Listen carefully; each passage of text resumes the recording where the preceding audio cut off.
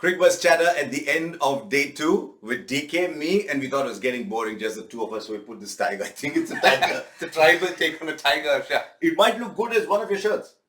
Might be. Might be. Who knows? We can get a print out of it. I'll tell you what, I wish the game was as bright as it is, as the way India find it at the moment. 318 behind, even there because of a 71-run partnership between Ajinkya Rahane and Ravindra Jadeja. Is the batting a concern now? I mean, we looked at all the numbers leading into the World Test Championship, and the top batters are all averaging just either side of 30 other than Rohit Sharma. So is the batting now a concern? To a point, yes. They've also played on some tough pitches, as we have seen, and obviously that doesn't help their averages. But they kind of put themselves in a corner because when they've toured abroad and they haven't ended up winning the series, they put pressure back on them. So they have to come back to the home series and they have to make it happen for them to reach where we are today in England, the WTC final. So it's been a situation where they've had to adjust in Indian conditions, and a lot of time it's favored the spinners. As you would know, it's gotten over in 2 and 3 days. And in such games, you can't get the big hundreds we're talking about, hence the poor averages. But over a period of time, you will say that the top order has had a tough time, like anyone else in the world. I think England and Australia have slowly but steadily started to come good. But across the world, like you told me actually, across the world, the averages haven't been great. And at that time, India has been very ordinary as well. I mean, we're not trying to protect the batting. You know, we don't do that on Cricbuzz. We try to be as upfront as possible.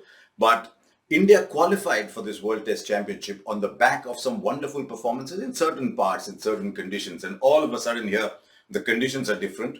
But even there, the wickets of Pujara and the wicket of Gill, was it an error of judgment, of line? Or do you think they misjudged the bounce of the track? Or do you think the foot just didn't go too far across to be able to know exactly where the off stump is?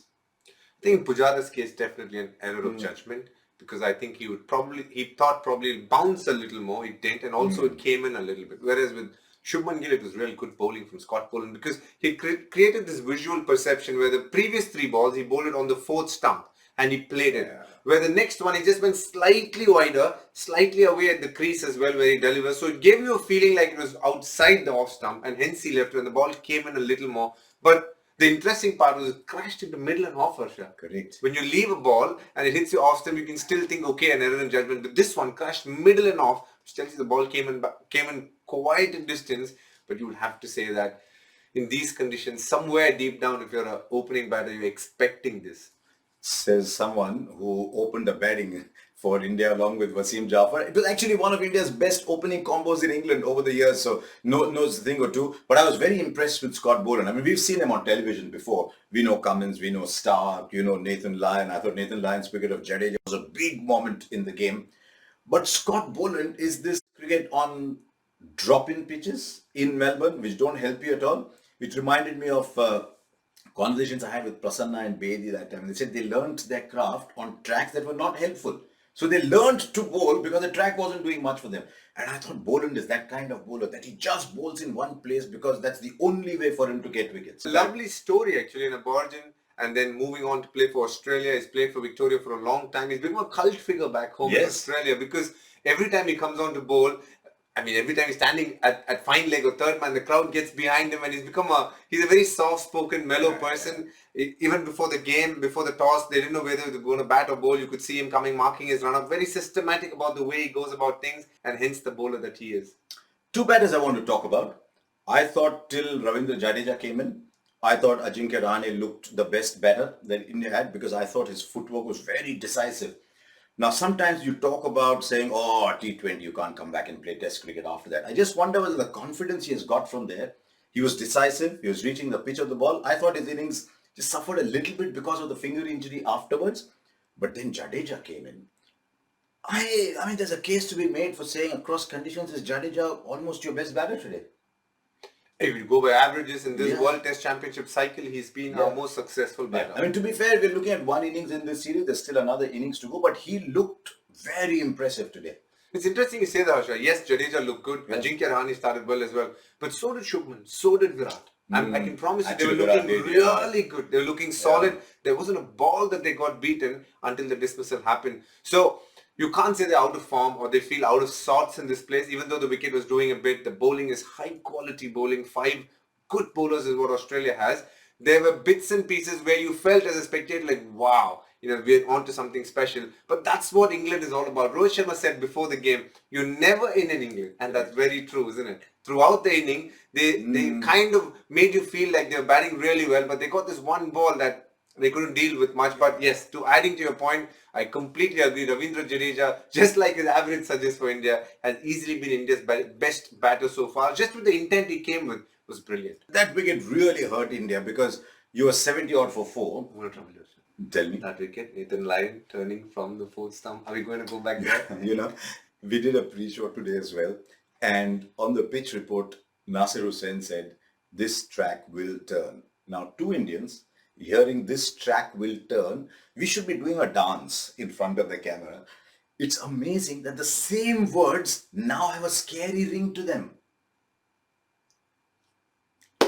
Nathan Lyon. Hindsight is brilliant, but Nathan Lyon bowled well as well. He was a little rusty at the start. He hadn't played some cricket. They just brought him for Jadeja, took him back again. It felt like that, isn't it? Yeah. He bowled a couple of overs, got the wicket, and immediately Scott Boland came back in. It'll be interesting to see the impact he has through the game. When India come back, obviously, we'll see a lot more of Nathan Lyon. But in the little time that he did bowl, just the ball that he got Jadeja out, turn and bounce from the 4th stump. And second day. I can understand in England on the 4th, 5th day, the other problem area is going to be that the temperature is expected to go up to 23, 24, 26, 27. The sun will beat down. It's already a pretty dry track. Oh no, let's not do a postmortem. Let's not write the funeral service already.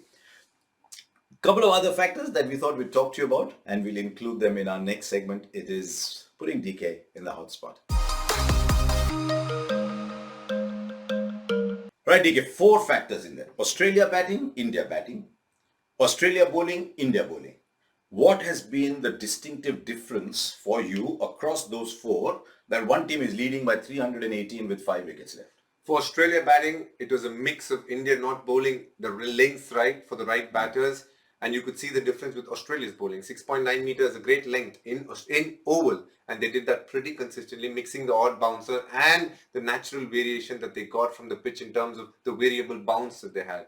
Whereas with India's batting, you could see a few quality balls delivered by their bowlers. For me, the key was the way Travis Head batted yesterday. The way he came on and took the bowling. And on the other hand, there was Stephen Smith in his zone, just playing the way he wants to play. The tempo is what he set that game, and it was beautiful to watch. So it was high quality batsmanship and some really good bowling from these 5 bowlers. I thought India dragged it back a little bit too. I mean, normally you look at a total of 450, 460 and say, what are you talking about, dragging it back? But at one point, I genuinely thought that Australia would be in a position, especially after that first half hour, would be in a position to get to 530, 540, maybe a little bit more by tea time and declare. 7 for 108 today. Shami bowled well. Umesh Yadav today bowled a lot better than he did on day 1. Shardul Thakur, the Lord, always answers. No one else would have got Steve Smith out like that. But I thought a word of admiration for Mohammad Siraj today. He's a workhorse. He bowls longish spells.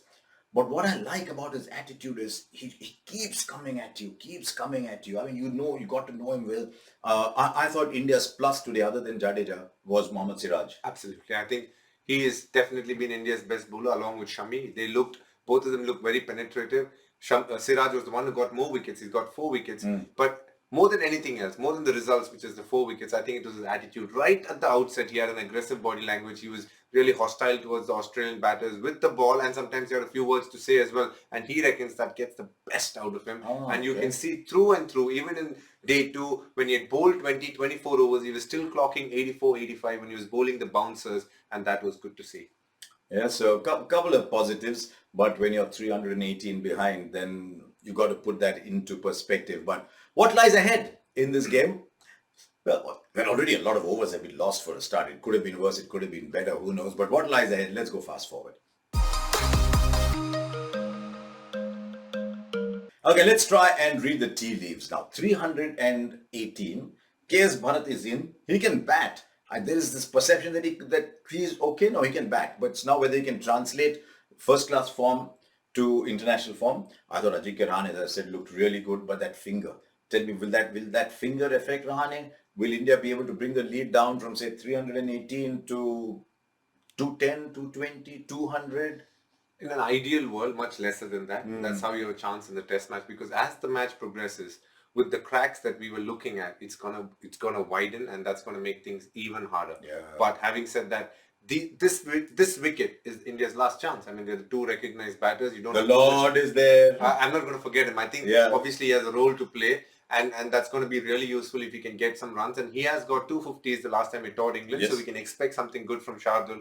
But you get the feeling that they have to get, they have to try and stay within the lead of 150 to 120. That's when they can make a match out of it. Otherwise, we're way behind what is required for us to make a match out of it.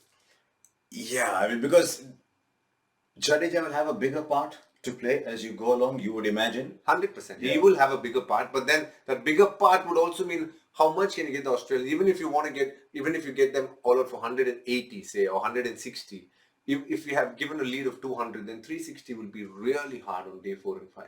Yeah, so there you are. Day 2, hot temperatures ahead, cracks widening. A little bit of rain on day 4, day 5, but the locals are saying, nah, don't worry. Rain is not a factor in this game because there is a day 6. Might as well quickly tell you the rule. You go into day 6 only if you've not been able to make up enough time on day 4, day 5, if at all any game is lost. It's not looking like that. The weather is good. We'll be with you at the end of day 3. Maybe we'll crack a little joke. Maybe we'll wear a shirt like that. Maybe we'll try and brighten up the world. Or maybe the players will brighten it up for us. We'll be with you, Cricbuzz Chatter, once again tomorrow.